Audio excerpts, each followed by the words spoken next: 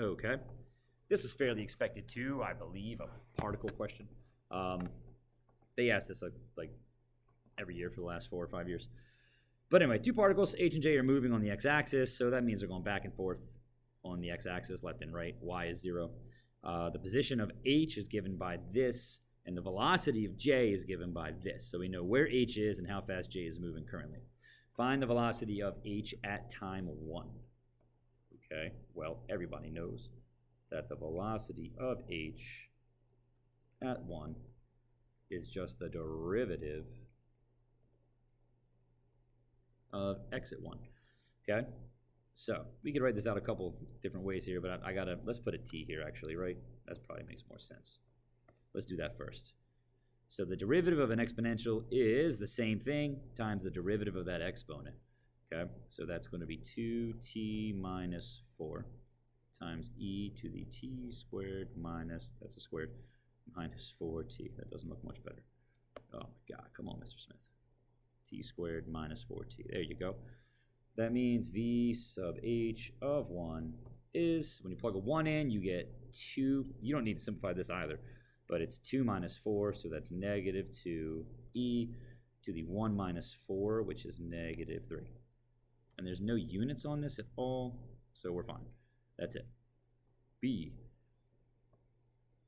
During the open interval 0 to 5, are particles H and J moving in opposite directions? Give a reason for your answer. Okay, well this just has to do with the sign of their velocities. So I happen to know that during what intervals are they moving opposite directions? Okay, we need sign charts for these velocities, because that's going to tell me which direction they're moving. This is kind of a tricky question, because you got to do a little bit of algebra to do this here. Plus you got that cubed on there. Yeah, this is, okay. The basic idea is not hard, but the algebra to get there is probably a little bit tricky. But let's do it. So I need to know where is v sub h positive and negative, okay? Now I know v sub h equals this. And the way that we find positive, negative, like in my class, is we do sign charts. And sign charts come from where does this thing equal 0 first. Okay? Not first, but first thing we gotta do is find out where it equals 0. And we're multiplying here. There's only two things we're multiplying. We're multiplying this thing, and we're multiplying this whole thing here. Okay? I need one of them to be 0 for the whole thing to be 0. And this first one is 0 when t is 2.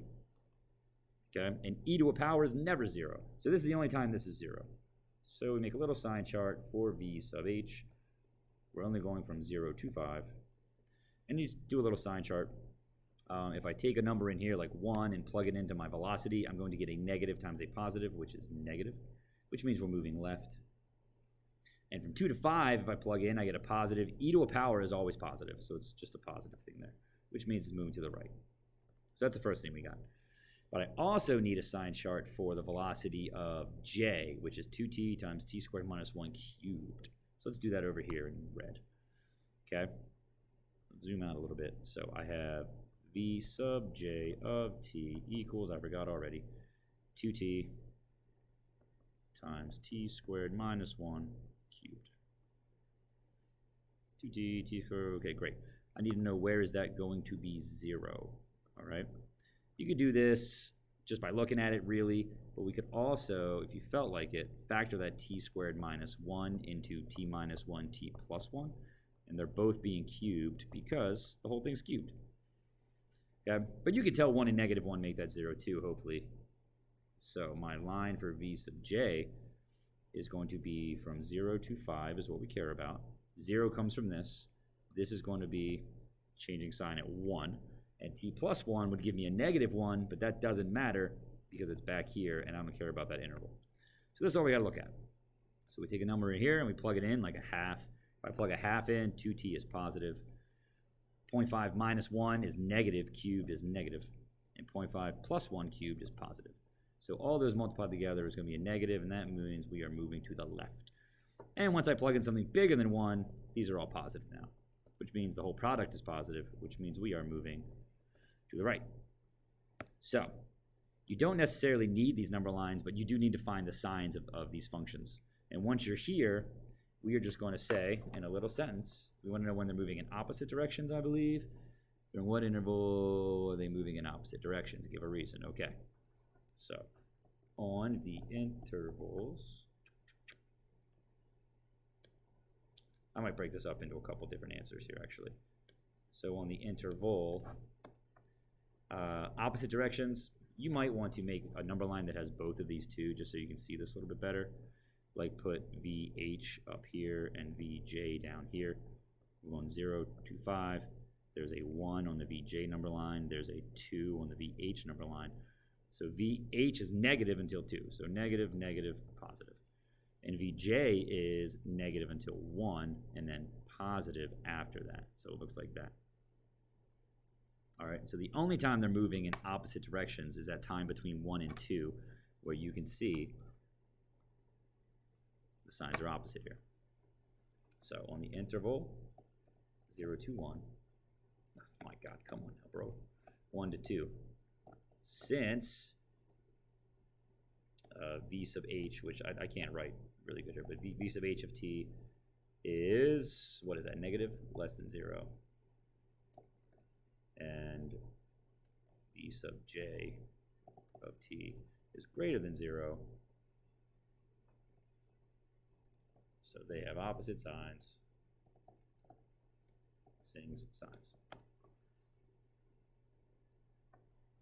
Okay, meaning they, I don't know exactly what they want here, but meaning the particles are moving in opposite directions. Okay. So that's B. Yeah, that algebra in there is probably, I don't know, a little tricky to get that down to those things, I think. So for C, it says, hey, we can show that V prime of J at 2 is positive. That's the acceleration. Is the speed of J increasing or decreasing or neither? Well, I know at 2, just from this number line down here, V sub J is positive. Okay, remember, it's negative until 1 and then positive after. And to show something speeding up or slowing down, you really want to talk about the velocity and acceleration. So I know that V sub J of 2 is greater than 0. And V prime sub J of 2 is greater, well, I might write equals the acceleration. You might like to see that, you know that, is positive. So V prime is positive, V sub 2 is definitely positive. Or V sub J of 2 is definitely positive. Yeah, absolutely. Okay, so particle J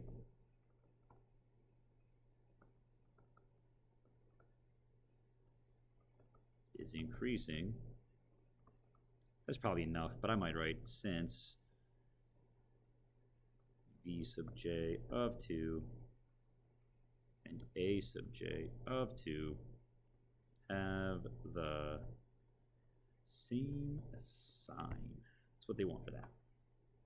All right, and lastly, it says particle J is at position 7 at time 0. So here they're setting me up for an integral because they're giving me a position, like an amount really, and they're asking me to find it based off a derivative. So we want to find the position of J at 2. I'm going to do this up here because I'm running out of room down there. So D, they want us to find the position of J at 2. That's going to be 7, which is the value I know it equals, plus the integral from 0 to 2 of 2t times t squared minus 1 cubed dt.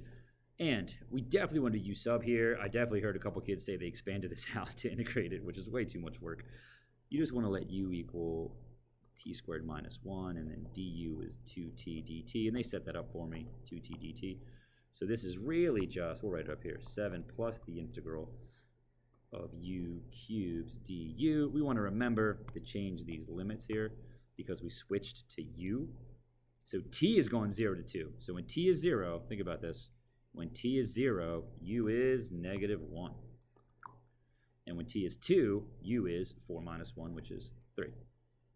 So the final position is 7 plus 1/4 u to the 4th from negative 1 to 3, which is equal to 7 plus 1/4.